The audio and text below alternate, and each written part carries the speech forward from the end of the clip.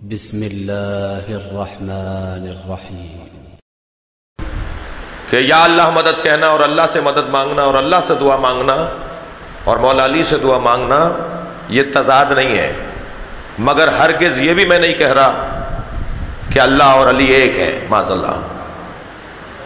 ہم پہلے کئی دفعہ اس بات کو کئی جگہوں پر یہ بات کر چکے ہیں کہ ہم جب اللہ، رسول اللہ اور مولا علی کی بات کرتے ہیں تو برابر برابر میں رکھ کر بات نہیں کرتے۔ فلسفے میں ایک اصطلاح استعمال ہوتی ہے عرض، اور ایک اصطلاح استعمال ہوتی ہے طول۔ برابر برابر رکھیں گے تو یہ عرض کہلائے گا، اوپر نیچے رکھیں گے تو یہ طول کہلائے گا۔ میں یا اللہ مدد جب کہتا ہوں تو اللہ ہی سے مدد مانگتا ہوں، اور رسول اللہ سے مانگتا ہوں تو اس کے طول میں ہے، مولا علی سے مدد مانگتا ہوں تو ان کے طول میں ہے۔ اللہ اور علی برابر برابر نہیں ہے، جو برابر برابر مانے وہ مشرک کہلاتا ہے، وہ شیعہ نہیں کہلاتا۔ شیعہ وہ کہلاتا ہے جو یہ یقین رکھتا ہو کہ اللہ نے علی کو دیا ہے۔ بھائی بہت موٹی اور روشن ایک مثال کے ذریعے سے بات روشن کروں۔ جناب انصر رضوی صاحب تشریف فرمائے، میں ان سے کہوں انصر بھائی مجھے 1 لاکھ روپے کی ضرورت ہے جی، مثال کے علاوہ اور کچھ نہیں ہے۔ انصر بھائی فرمانے لگے، انصر بھائی کہ مولانا اللہ سے مانگیے۔ میں نے کہا انصر بھائی کل اللہ سے مانگا تھا، آج آپ سے مانگ رہے ہیں۔ یہ مانگنا مشرکانہ انداز دعا ہے، کبھی اللہ سے اور کبھی کسی اور سے، یہ انداز دعا ہے مگر مشرکانہ ہے۔ میں ایک دفعہ ان کی خدمت میں گیا، انہوں نے کہا اللہ سے مانگیے۔ میں نے کہا نہیں ابا معاذ اللہ، اللہ سے نہیں مانگوں گا، اللہ نہیں دیتا معاذ اللہ، میں اللہ سے نہیں مانگوں گا، میں تو آپ سے مانگوں گا۔ یہ مانگنا، یہ انداز دعا کافرانہ ہے۔ اللہ کا انکار کر کے کسی سے مانگنا کفر ہے، اللہ سے اور کبھی کسی اور سے یہ شرک ہے۔ لیکن ایک اور تصویر بھی تو ہے۔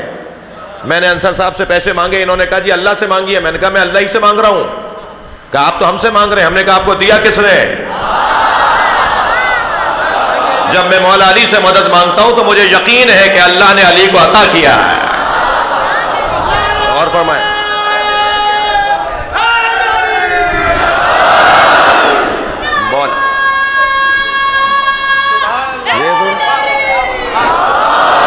مولا علی سے مدد مانگنا مجھے یقین ہے کہ اللہ نے علی کو عطا کیا ہے۔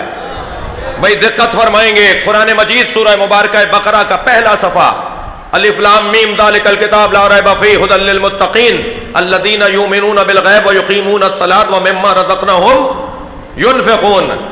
صاحبان تقوی کی صفات اللہ بیان کر رہا ہے۔ متقی کون ہے؟ جو غیب پر ایمان رکھتے ہوں، جو نماز کو قائم کرتے ہوں، جو زکوٰۃ دیتے ہو، اور جنہیں ہم عطا کرتے ہیں اور وہ بانٹ دیتے ہو۔ یعنی متقی اسے کہتے ہیں کہ جنہیں اللہ دیتا ہے اور وہ بانٹ دیتے ہیں۔ متقی کی صفت ہی ہے کہ اللہ دیتا ہے اور وہ بانٹ دیتے ہیں۔ تو عام متقی تو اللہ سے لے کر بانٹے، جو امام المتقین ہو۔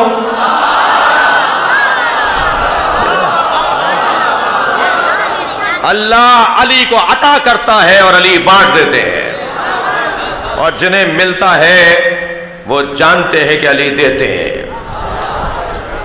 بہت واضح اور روشن عقیدہ ہے۔ اللہ عقیدہ توحید سے ہٹ کر بات نہیں ہو رہی۔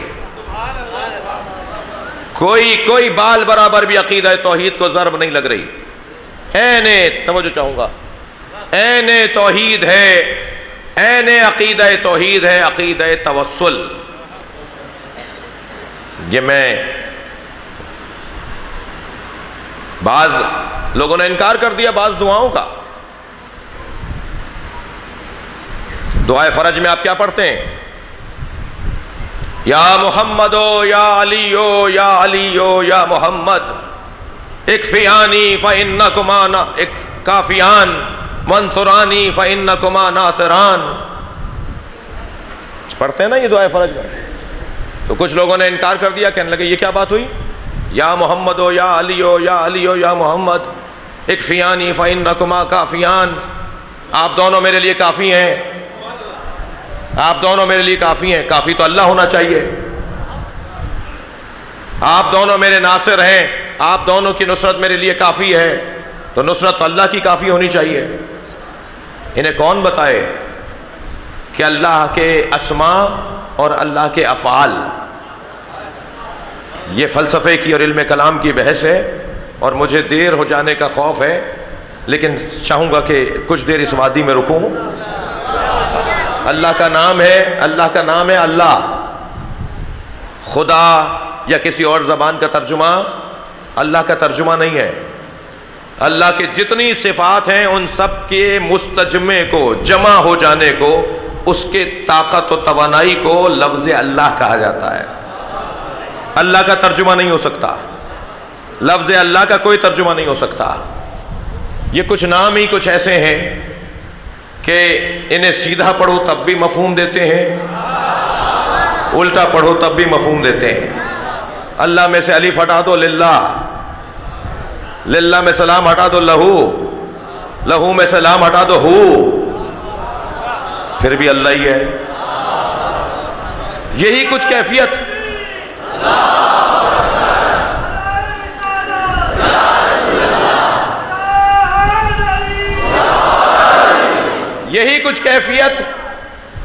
لفظ محمد میں ہے، یہی کچھ کیفیت اسم محمد میں ہے۔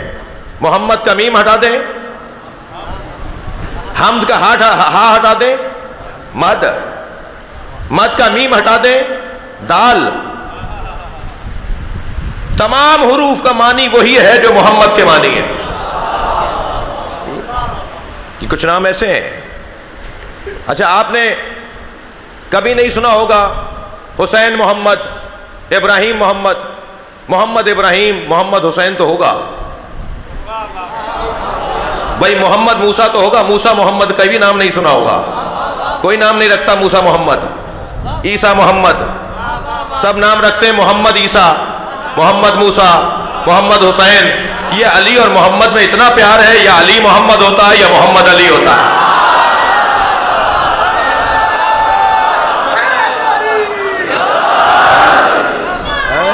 دو نہیں ہے، صلوات پڑھیں گے محمد و آل محمد پر۔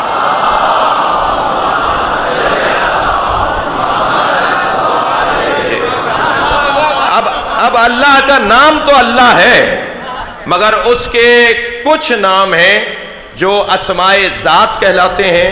دقت چاہوں گا جوانوں سے خاص طور پر، کچھ اس کے نام ہیں جو اسماء ذات کہلاتے ہیں، کچھ اس کے نام ہیں جو اسماء افعال کہلاتے ہیں۔ اسماء ذات کون کون سے نام ہیں؟ اچھا، جو سبحان اللہ نہیں بولتا وہ گردن ضرور ہلائے تاکہ مجھے لگے کہ میری بات منتقل ہو گئی ہے۔ جب میں فلسفہ اور منطق پڑھوں گا نا تو مجھے زیادہ آپ کے تھوڑا بہت گردن ہلانے کی خواہش ہوگی۔ ہم ایک جگہ مجلس پڑھ رہے تھے، ایک صاحب بڑی ٹک ٹکی باندھ کے ہمیں دیکھ رہے تھے۔ ہم نے کہا صاحب سارے مجمع میں ان سے زیادہ سمجھداری کوئی نہیں ہے۔ تھوڑی دیر میں برابر والے کی کوہنی لگی تو وہ گر گئے۔ ہم نے بعد میں پوچھا ماجرا کیا ہے، کہنے لگے یہ آنکھیں کھول کے سو جاتے ہیں۔ تو برائے مہربانی جب فلسفے، صلوات پڑھنے ذرا محمد و آل محمد۔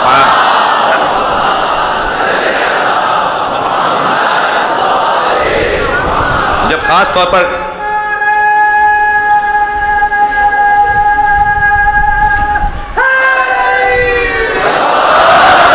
جب کلاس والی گفتگو ہو نا، وہ مدرسے والی گفتگو، تو اس وقت زیادہ آپ کی دقت مجھے چاہیے ہوگی۔ اسماء ذات، معاف کیجیے گا یہ ممبر کا مزاح تھا جو کسی حد تک جائز ہے۔ اسماء ذات، شاباش، شکریہ۔ اسماء ذات اور اسماء صفات۔ اللہ کے اسماء ذات کون کون سے ہیں؟ اس کا عالم ہونا، یہ اسم ذات ہے۔ اس کا حی ہونا، یہ اسم ذات ہے۔ اس کا قادر ہونا، یہ اسم ذات ہے۔ لیکن اس کا کافی ہونا، اس کا ناصر ہونا، اس کا رازق ہونا، اس کا خالق ہونا، یہ اسماء افعال ہیں۔ اسماء ذات صرف ذات سے پہچانے جاتے ہیں، یا ان اسماء سے صرف ذات پہچانی جاتی ہے۔ لیکن اسماء افعال پہچانے ہی جاتے ہیں جب اس کا اثر کہیں ہو۔ یہ میں لفظ بدلوں، اسماء افعال پہچانے ہی جب جاتے ہیں کہ جب فعل صادر ہو۔ بھائی رازق ہونا تب سمجھو گے جب مرزوق تو سامنے آئے۔ کس کو رزق دیا ہے؟ رزق کھانے والے کو سوچو گے تو رازق سمجھ میں آئے گا جی، مخلوق کو سوچو گے تو خالق سمجھ میں آئے گا. یعنی اسماء افعال وہ اسماء ہیں کہ جو مخلوق کے ذریعے سے اللہ کو سمجھواتے ہیں. مخلوق کو سمجھو گے تو اللہ سمجھ میں آئے گا. تو اب یہ کافی، یہ ناصر، یہ مخلوق ہونا، المتجلی لخلقہ بخلقہ، اللہ مخلوق کے ذریعے سے مخلوق پر تجلی کرتا ہے. یہ مولا علی فرما رہے ہیں اللہ مخلوق پر مخلوق کے ذریعے سے تجلی کرتا ہے، مخلوق کے ذریعے تجلی کرتا ہے، مرزوق کے ذریعے تجلی کرتا ہے، منصور کے ذریعے سے اس کی نصرت سمجھ میں آتی ہے. تو جب اللہ سمجھ میں ہی اس کی نصرت آئے گی جب ہم کسی کو دیکھیں گے، تو جب وہ ان کے لیے وہ کافی ہو سکتا ہے تو میرے لیے یہ بھی تو کافی ہو سکتا ہے. غور فرمائیں گے، صلوات پڑھیں ذرا محمد و آل محمد.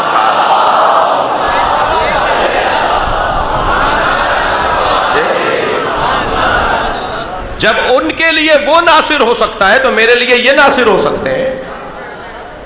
بھئی یہ بلب جل رہا ہے نا، یہ جہاں سے توانائی لے رہا ہے، اس کے بالکل متصل جو جگہ ہے جہاں سے توانائی لے رہا ہے وہ اس کے مطابق ہے. تھوڑا اور پیچھے جائیں گے تو پیچھے والی توانائی 10 بلبوں کو جلا رہی ہے، اور پیچھے جائیں گے تو وہ پیچھے والی توانائی 50 بلب جلا رہی ہے، اور پیچھے جائیں گے تو شاید پورا محلہ جلا رہی ہے، اور پیچھے جائیں گے تو پورے شہر کو نور آ رہا ہے اس توانائی کے ذریعے. جتنے آپ مرکز میں چلے جائیں گے اتنا ہی توانائی اور طاقت بڑھتی چلی جائے گی. اب جو خلق اول پروردگار ہے جسے محمد اور علی کہا جاتا ہے، صلوات پڑھے ذرا محمد و آل محمد.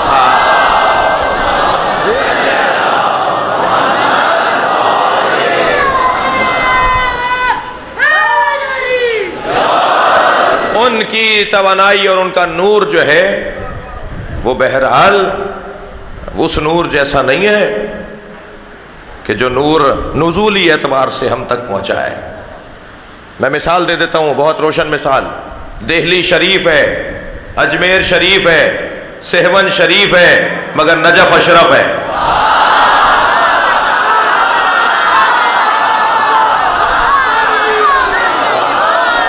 بہت فرق ہے، بہت فرق ہے.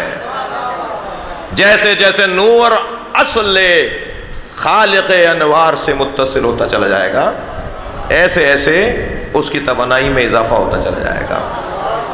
اور بہت روشن عقیدہ ہے، بہت واضح عقیدہ ہے کہ ہم مدد مانگتے ہیں ان سے اس عقیدے کے ساتھ کہ اللہ نے انہیں عطا کیا ہے یہ، اور اللہ عطا کرتا ہے تو یہ بانٹ دیتے ہیں. یہ کچھ اپنے پاس نہیں رکھتے، یہ کچھ اپنے پاس نہیں رکھتے. اچھا یہ عقیدہ ان کی زندگی میں تو ٹھیک تھا مولانا، اب تو وہ نجف اشرف میں مزار اقدس کے اندر ہے، وہ کراچی میں تو نہیں ہے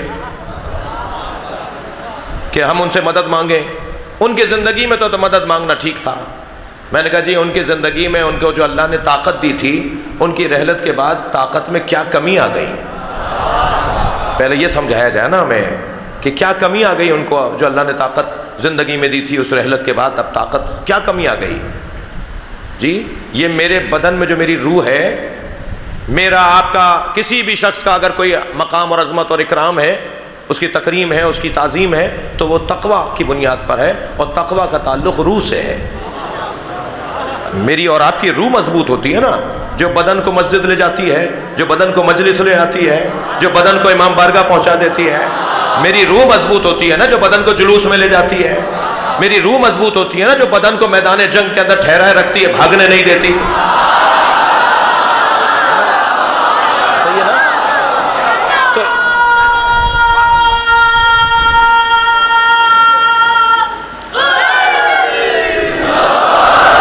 تو میری روح کی بنیاد پر مجھے صاحب تقویٰ مانا جائے گا نا، عبادت گزار مانا جائے گا، متقی مانا جائے گا. تو رحلت سے پہلے میری روح تھی جو سبب بن رہی تھی کسی کی مدد کرنے کی. رحلت کے بعد میری روح کو کیا ہوا ہے؟ بھائی رحلت سے پہلے، جملہ محسوس کیجئے گا، رحلت سے پہلے، دنیا سے جانے سے پہلے، روح اور بدن کی جدائی سے پہلے میں اس دیوار سے پار نہیں ہو سکتا تھا. جی میں اس دیوار سے اس طرف نہیں جا سکتا تھا، میں اس رکاوٹ کو پار نہیں کر سکتا تھا. جیسے ہی میری روح میرے بدن سے علیحدہ ہوئی، میرا بدن تو وادی حسین میں ہوگا. میری روح کبھی گھر پہنچ جاتی ہے، کبھی مکہ چلی جاتی ہے، کبھی مدینہ چلی جاتی ہے. جی میری روح تو ایک لمحے میں کہیں سے کہیں چلی جاتی ہے. جس علی کے بدن میں روح تھی تو 40 جگہ نظر آیا. بھائی صلوات پڑھے محمد و آل محمد.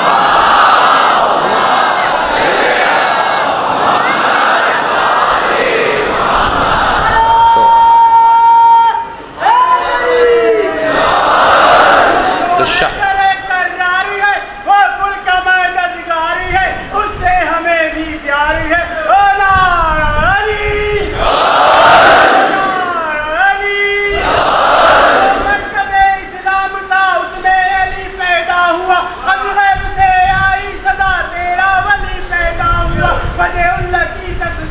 ماشاء اللہ مومنوں کا امیر ہے، شیعوں تمہارا پیر ہے.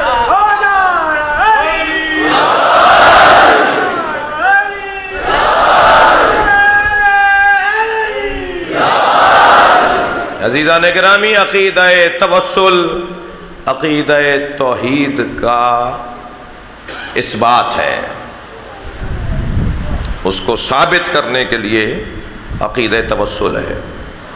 اگر آپ ہمارے لیٹسٹ ویڈیوز کے بارے میں جاننا چاہتے ہیں تو ہمارے چینل کو سبسکرائب کریں اور بیل آئیکن کو پریس کریں. شکریہ.